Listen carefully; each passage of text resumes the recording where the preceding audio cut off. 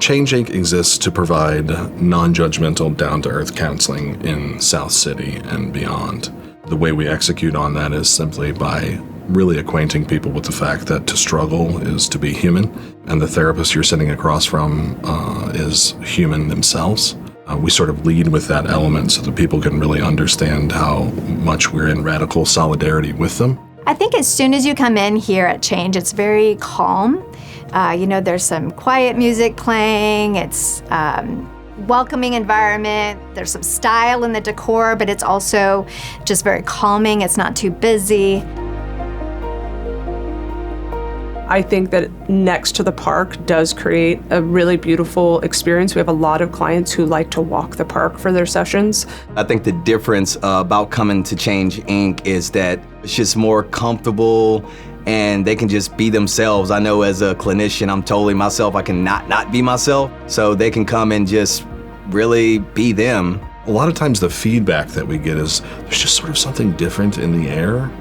Even our therapists often remark that coming from other environments, this is something that really feels new and fresh to them and that they themselves feel centered by. Here at Change Inc., it's important that we've all been the client before. And so that influences, I think, a lot of how I show up in a space. And I think that helps clients feel not like, oh gosh, my therapist is in therapy. Like, should I really be meeting with them? It's more like, oh, thank God my therapist is also in therapy, because that means that we are all on this same journey of like confronting and owning that we all still have our own stuff.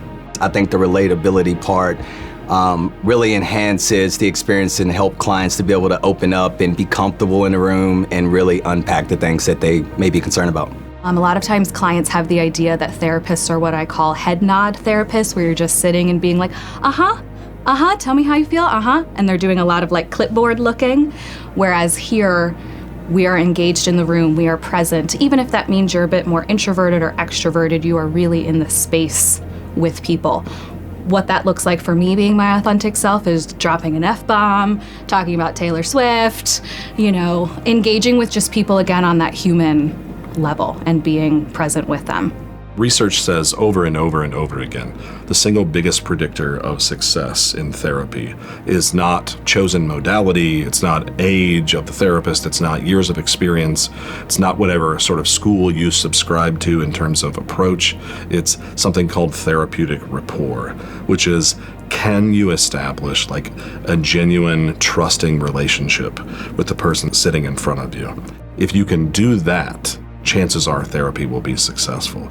And so the best way to do that, in our opinion, is again to place our humanity before our degrees, before our licensure or certification. It doesn't mean those things aren't in the room. Of course they are.